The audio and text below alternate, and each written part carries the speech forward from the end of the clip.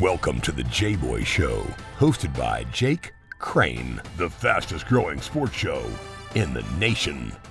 I'm Coach Hugh Freeze. This is Super Bowl champion Brandon Graham. Hey, this is DJ Shockley, and you're watching. And thanks for watching the Jboy Show.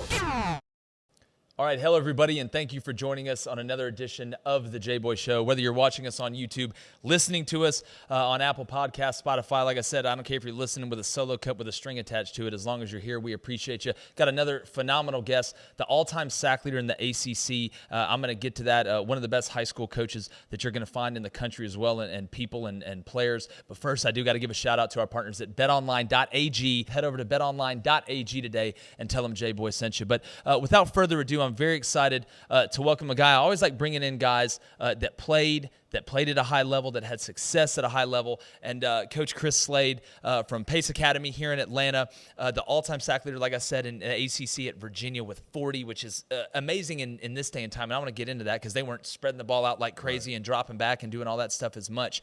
But very excited to have you here, all-pro, Pro Bowler. Played for the Patriots under Bill Belichick, Bill Parcells, which I know had to be just an incredible experience and something you probably take from now when you're coaching your young men to get them prepared like they were. But I want to tell you, man, I really appreciate you coming on. Man, thanks for guys for having me on. It's a delight to be here. I heard a lot about your show, and I'm happy to be here. And it's awesome, man. So let's get it going. Definitely. Well, I appreciate it. And look, we get right to business here. And I want to start just with your playing days. You know, at Virginia, and you hear a sack number like 40. That's incredible. Yeah. You look at your NFL numbers; they're incredible.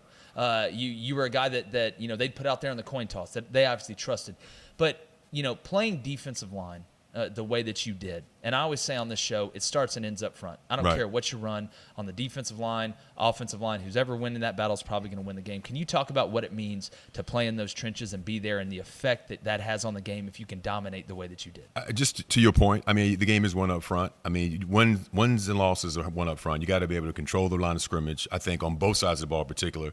And I'm a big fan. If you can run the ball and you can stop the run, you got a chance to win a lot of football games. And that's been proven at every level. I think for me, I really enjoyed the physicality of playing up front, playing on the defensive line, getting in and do the dirty work. I was surrounded by a lot of good players, even starting back from my days at UVA and then obviously my time in New England. So played with some Hall of Famers, played with a lot of all-pros.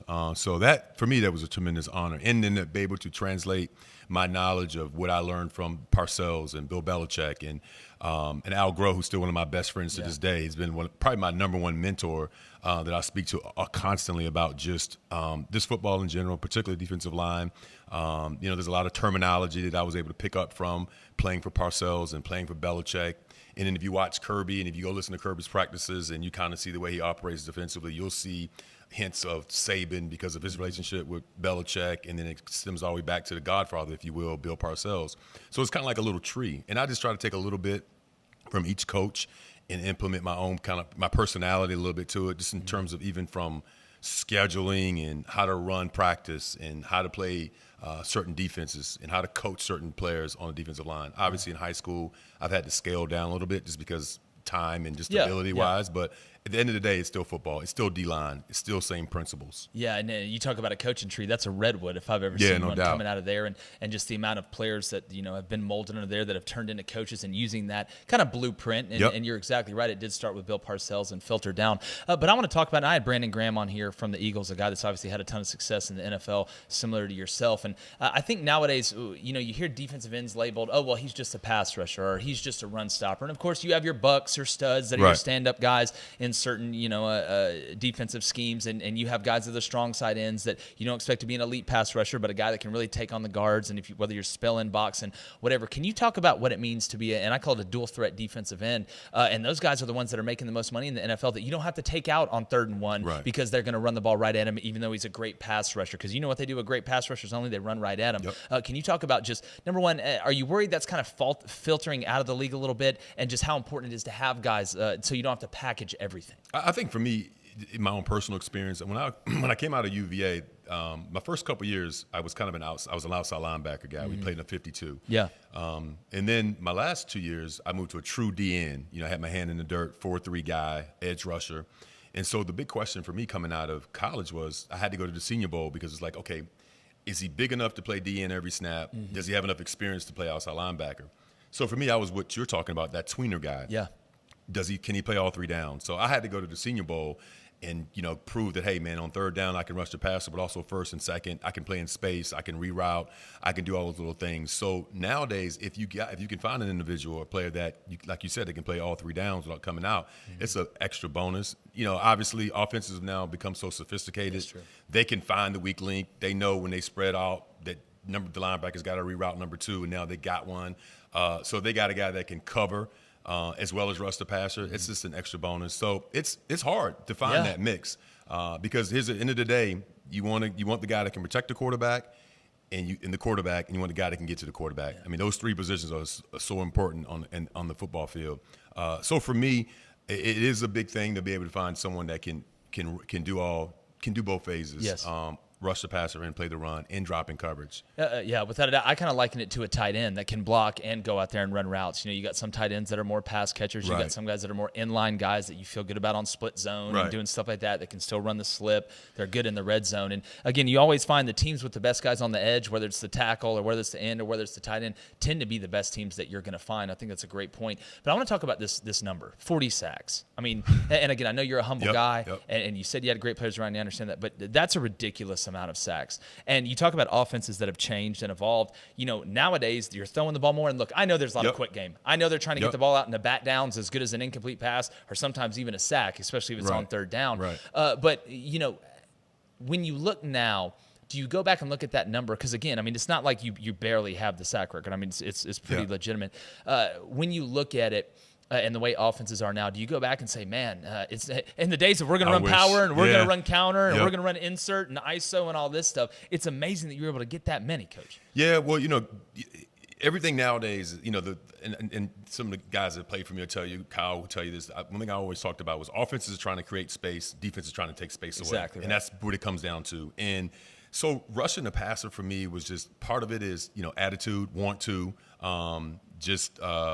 having a moxie to want to go out every single play and every single down to beat the guy in front of you, figure out what he's good at, what his weaknesses are, and just trying to counter them. So getting the 40 career, I mean, to be honest with you, if I was able to rush the passer my first 2 years like I did my last 2, I think I'd have been knocking on Derek's. That's scary. I'd have been knocking on Derek's record because I know Thomas had the record. Yeah. He or Brewski, I think they're both up there closer to 50 range. So I do look back and say, man, if I had the opportunity to play in a 4-3 my first 2 years, maybe I could have been in that 45, 50 range. It's fun conversation, barbershop talk.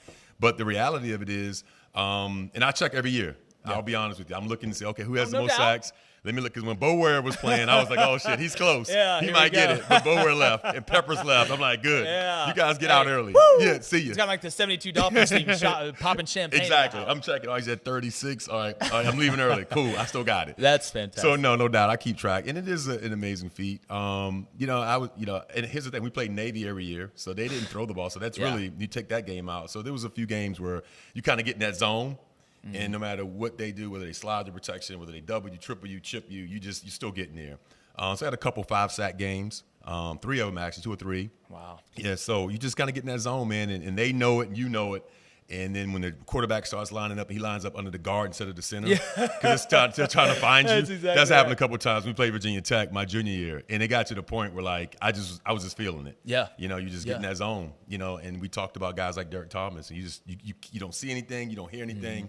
You just rush in the passer. Well, it's amazing, too. And obviously, you had unbelievable athletic ability, but the acumen, too, and it's something I talked about with Brandon Graham as well, being able to, read tackles. And how many moves did you have rushing the passer? Or what was your go-to move? Obviously, we all know the bull rush. You catch him on his heels, put him on his ass in the quarterback's lap. But, how much did you mix your stuff up? How much did you set guys up to be able to, keep the bigger tackles? Again, you're going against guys in that league that go on to play the next level that are bigger than you, some most of the time. How much did you mix up the pass rush moves? Even in that zone, did you know, hey, I got to keep this guy kind of making counter moves? Because, again, I always say, if you got one good pass rush move, well, you really got two because you got a counter that can go with it. Absolutely. Good point. I think, the thing I've always kind of wanted to make sure I knew was, who are you? What kind of pass rusher are you? Because you got so many linemen, especially the interior guys, they try to be too cute. Just get it and go. You're a speed to power guy. You're a bull guy. And they try to dance a little bit too much. You got guys outside, they just want to bull. And then you can't do that now against good tackles because, one, the length, the power, they'll sit on you. Yeah, and the ball will be gone.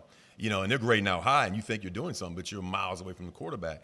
So one of the things I always try to teach my kids, even I coach, and my philosophy is don't get pushed past the quarterback. Yes. That's the worst place in football as a pass rusher. That was a Bill Parcells quote. Worst place in football for a pass rusher is behind the quarterback. So I've always worried about like angles, when to come back inside. But once I felt like I can get my speed going early in the game, even if I did get pushed by a couple times, I just wanted to set the tackle up. So now he's sitting back on me thinking, oh, here's the speed. Here's the speed. Now I hit him with the power. And then once I get him with the power, he's stepping back on his heels. Now I'll come back inside. I really, honestly, speed, and I came back with some speed to power later on in my career when I got a little stronger, even in my rookie year. But pretty much, man, if I got you rolling with the speed, I know you're going to kick out. And once you kicked out, I'm coming back inside. Yeah, that wide set. Like that's why I'm not. And again, if you're the tackle and you get beat with a few speed, you got to set wide. And we always talk about running the hoop and the guys that are able to bend. I always talk about that bending that edge and are athletic enough to not go back past the quarterback too many times because we know how long those tackles' arms are. Sometimes you're going to get thrown back there. But I think that's a great point. It's like running behind the goal in basketball. Eventually you're not going to score. You're not going to score. Just don't be cute. Yeah, just don't try to be cute. Just know who you are. And that's one thing I would just know what kind of player you are, know who you are. And once you can figure out exactly what your strengths are, just do it until they stop you. And then when they stop you, come back with something different. That's great stuff. And I know we got a lot of young guys out there that play the defensive line, and they really need to hear this stuff because, this is coming from a guy that did it at the highest level. And I want to ask about the NFL. Right now, when you went from college to the NFL, talk about going to the Senior Bowl, doing your thing there. Number one, I'm sure it was a lifelong dream, and being able to go play in that league and have as much success and stay with one team, as long as you did under the tutelage, like you said, of Belichick and Parcells.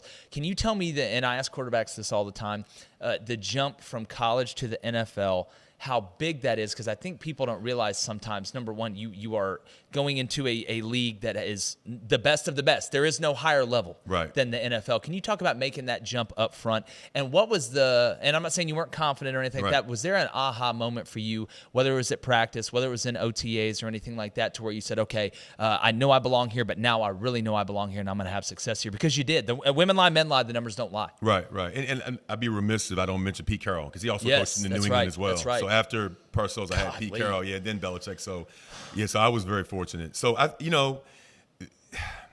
think the thing is, my first couple scrimmages with the team, I was like, okay, I had Andre Tippett. He was playing the other outside linebacker spot. So, I'd watch and model what he was doing early in training camp. And then, Bruce Armstrong was a perennial All-Pro for us, like 7-time All-Pro, and he played 14 years for the Pats. So I had to go against him a lot in practice. And when I started beating him some in practice, it's almost like you don't want to beat him because you're a rookie, because he'll get mad at you. It's like trying to dunk on LeBron. Yeah, exactly. You don't want to do it because he'll get mad. He'd be like, go back, line up again. And he would. Every time I beat him, he'd make me line up again, which was fine. That's what makes him great, though. And also because he didn't want to get shown up by a rookie. Exactly. So that's when my confidence started really building at the first couple weeks of training camp. Once I beat Bruce a couple times, and then going against Ben Coates a lot of times. So Coach was kind of the tight end before Gronk, and once you started beating those guys in practice, I was like, all right, these guys have been around a while. They're all pros. I think, I belong here. I can play in this league. And then my second game against the Lions, they came to play us, and I had like 3 sacks in my rookie year. Then after that, I was like, it's on. Let's play, and I felt like, okay, I belong here. Not only do I belong here, I can also make plays. Well, I appreciate you sharing that, and I know that's had to be such an amazing feeling on top of, what you've already accomplished. And, you talk about Pete Carroll. Talk about Bill Belichick. We talk about Bill Parcells, and I want to get to what you're doing right now because coaching, especially in high school, you are molding these kids for life. Because everybody's not going to go to college, everybody's not going to go to the NFL. I say the same thing with talking about college, but. From those guys, what is the one thing? And again, I know everybody's different. Mm-hmm. Everybody has their own, way. Even though those guys took a lot, from each other because it works. What is the one thing now that when you're, coaching these kids that you've taken from them? And I'm not talking about, a pass rush move or anything like that, but stuff that, when they have a wife and a kid and kids and a mortgage payment and they got to pay the car bill and they got to get up and go to work, they're going to get up and go to work because that's what they're used to doing. What is something like that you've taken from those? There were so many great nuggets I took from all three, and I include Grow in that conversation as well, even though he was a DC. I think the one thing that always stood out, that especially from Parcells and Grow, and they would always talk about it, you got to be able to compromise certain things, and you got to be able to deviate for certain things of certain players and and your own coaches. I said, but whatever the core values or things that you believe in, you can't deviate from those. Whatever those are, and it may be different for every coach, but you have to stick with them because the one thing that I knew, Coach Groh would say to me, and we would talk even to this day, and and Parcells would be like, a lot of people can do things a lot of different ways, but I know this way works. So whatever that way has been successful and worked, that's what you stick to. And you don't let anything or anyone deviate you from those principles, whatever that is. Yeah. And for me, it's a lot of little small things, and we can talk about that later if we choose to. But if not, just figure out the things that you really value and that are very important, and don't let other coaches, don't let players, parents, the noise pull you away from those. Yeah. And if it's successful, stick to them. Definitely. Yeah. I want to ask you, if you could sum up, I almost say it like a mission statement, but what do you want? And again, you've won state championship. You've got guys, Andrew Thomas, the number 4 overall pick in 2020. You look at Jamari Salyer, Deion Jackson, all these guys, and I know there's more. There's a ton more. I could go down the list. But what do you want at the end of the day when people come to watch your team play at Pace? What is the identity that you want your football team to have when they walk out of that stadium? What do you want them to say? Man, those guys are physical, or man, those guys are disciplined. Well, what is the identity of your program? That they play hard. Yeah, they play hard. They're disciplined. But I think because there's no substitution for effort. Yes. And playing hard. When I watch certain teams and even watching them on film, you could tell a team that plays hard because good things are going to happen when you play hard and you give great effort. And I always tell my players, and I'm a true believer in this, you don't have to be a 5-star to give great effort. That's true. Because when you give great effort, everything else will take care of itself. Just play hard. Yeah. And give effort, and everything else will take care of itself. I can coach you up. Yeah. Just play hard. Without a doubt. Yep. It's amazing how you don't get injured when you're playing hard. Exactly. It tends to be the guys that are walking around the pile or jogging after the play that get rolled up on and Yep. stuff like that. Not that it never happens, but it's just this is a sport where you cannot take a play Yep. off, especially the higher levels you go. And you're coaching in an area, and I've said this, every person we've had on, and I say this per capita, I think Georgia has the best high school athletics in the country per capita. Obviously, Texas is huge. California is huge, even though I'll put everybody in Georgia against everybody in California, and I'll feel really good about it.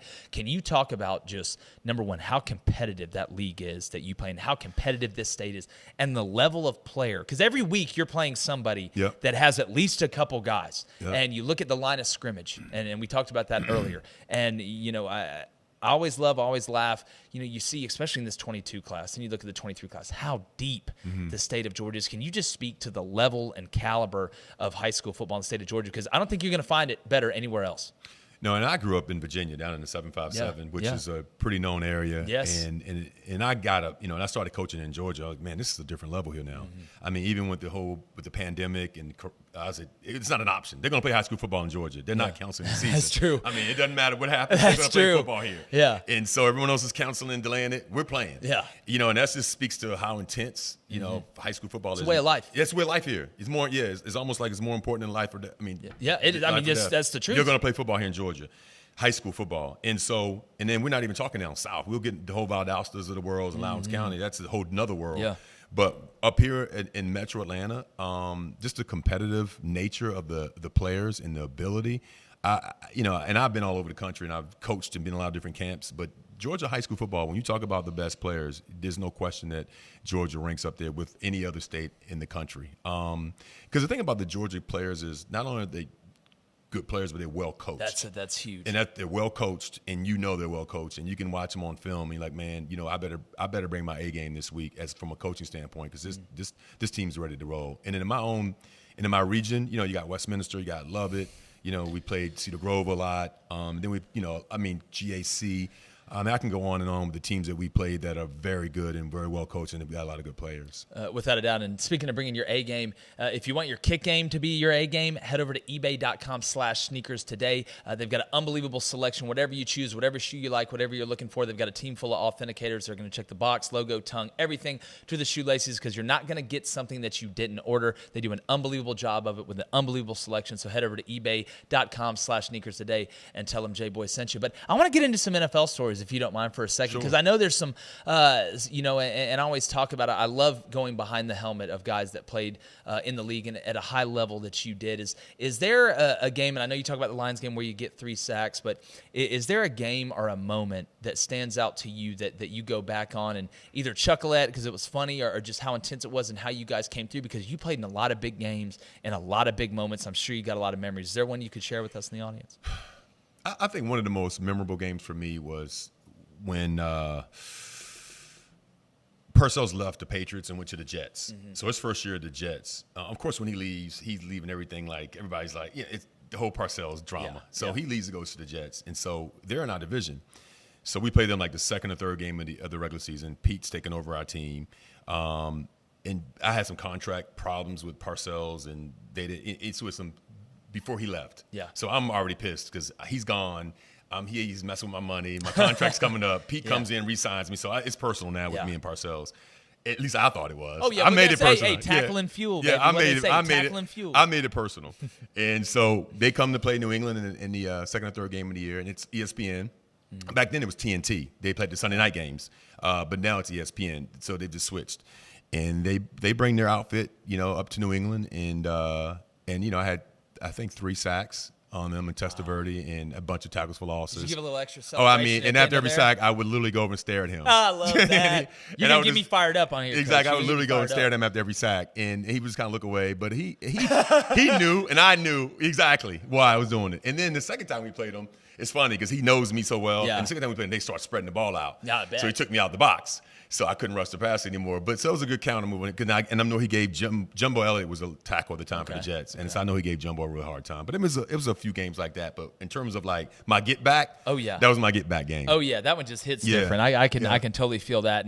And again, bringing in Pete Carroll again, just these name drops are unbelievable. Some of the best coaches on the Mount Rushmore. And I want to ask as well, being in that league and seeing the players you saw, and I'm not even talking about offensive tackles. Yep. Is there a guy, whether you played with them, whether you played against them, that kind of elevated above the rest that you thought whenever you went against him or that certain guy, you were excited because, hey, I think this is the absolute elite of the elite. I know they're all fantastic. I always laugh when somebody says, oh, man, this guy sucks. Like, no, he doesn't suck. There's a lot of really good players around him. But is there one that stood out to you, maybe watching on the defensive side of the ball when you were on the sideline when the offense was out there? Is there one or two that stand out in your mind? Well, I think, first of all, I think the term great in the NFL is overused so much. I agree. There's only a few great players in that league. When I say few, there's probably more than a handful of Aaron great Donald, players. You got a few great players, and we kind of know who those are. And there's a lot of good players. Yeah. So I think you got to distinguish between the two. Sunday afternoons, people always talk about, they got a weak schedule. They don't play, their schedule's weaker than the other opponent. I mean, listen, 16 weeks, there's not I don't remember one easy Sunday in that league. It all comes down to execution. And if you look at NFL games, and I'm going to answer your question. Oh, you can take your time. But when you look at NFL games, it usually comes down to the 2-minute drill. If you're really good in the 2 minutes, you got a chance to win. Because if you look at the scores, it's 20-13. 14-10, 17-14. It usually comes down to like the last 45, 50 seconds. Who runs the best 2-minute offense? Those are usually determined on who wins and loses the game. You go through a whole entire week of preparation, 7-on-7, 9-on-7, short yardage, goal line, and it comes down usually to the 2-minute drill. So it's just so much about just execution and making a play when you need to at the end. That's what makes, I think, NFL football so unique because the game's all so close because of so much parity. And as far as like individual, I played against a lot of good players. You can talk about the Shannon Sharps, Jonathan Ogdens. A lot of really good players. Then the Marino and Elways, Jim Kelly. They were all in my division for 9 years. That's John Fina over at the Bills, Richmond Webb. These are guys I had to line up against every single Sunday. I played against Richmond 16 times because he was a left tackle when I was a right end. So by the time I got to my 6th or 7th year playing against him, okay, Slade, here comes your speed. Here comes your speed rush. All right, let's go. Yeah, here we go. So he knew me. I knew him. John Fina that played it for the Bills. We played against each other 16 times, twice a year. So it's like, we see each other. And we would almost laugh because he knew what I was going to do. I knew how he was going to set. But honestly, probably the guy that really helped me become the player that I was and really kept me on my toes, playing against Ben Coates, tight end every single day. Because, 8 years I had to compete against this guy. He was a 5-time Pro Bowler, and he could block. He could run routes like a receiver, and he was big and he was strong, and he could catch anything. And at that time, Bledsoe knew how to throw the ball only where he could catch it. So you're talking about when we did one-on-ones, like I was like, Slade, you and Coates. I'm like, oh, shit, here we go. Yeah, and then when I'm rushing the pass, I'm like, that's my time to kind of get back. Yeah, that's my route. Exactly, but he's so good, and he was so difficult to try to guard and to go against every day in practice. But he made me better, though. That guy was a really good player. I mean, obviously Gronk is Gronk, but I mean, Ben was the Gronk in that during that era of the '90s and the late '80s for sure. Again, and those guys are so rare to find. We kind of talked about it earlier, and you kind of see some guys that are coming out in college that can start to do that. But I hope we don't get to where we talk about where this tight end's just a pass catcher, this guy's just a blocker. I mean, honestly, as a defensive guy, it helps me. Yeah, exactly. All the defensive coaches hope they keep doing it. But we're here with All-Pro, Pro Bowler, one of the best high school football coaches in the country, coaches in the country in general, all-time ACC sack leader, Chris Slade. Really having a great time, and like I said, I appreciate you coming on. My last question for you is, looking at the recruiting landscape nowadays and how crazy recruiting is in the SEC and exactly where you are. And, you can't play favorites, this, that, and the other, and I think you guys do an unbelievable job of that. Can you talk about just the load that you have? And I mean, it's to the point now high schools have recruiting coordinators because you got to with that overload and as much talent. And I went down the list of some of the guys that you have had.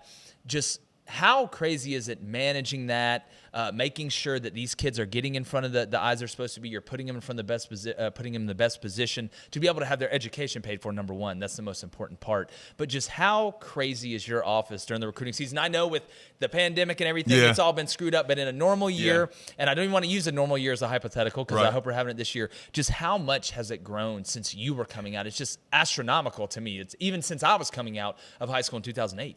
Well, it's about social media now. Yeah. When I was coming out, and even when you were coming out, social media wasn't in existence like it is now. Everything is about tweeting and offers, and it's hard to manage because the biggest problem with recruiting is the parents. Yes. It is not the kids. Now, a lot of kids get anxious because so-and-so down the street's getting an offer, and why don't I, and I'm better than him and all that. I do hear that.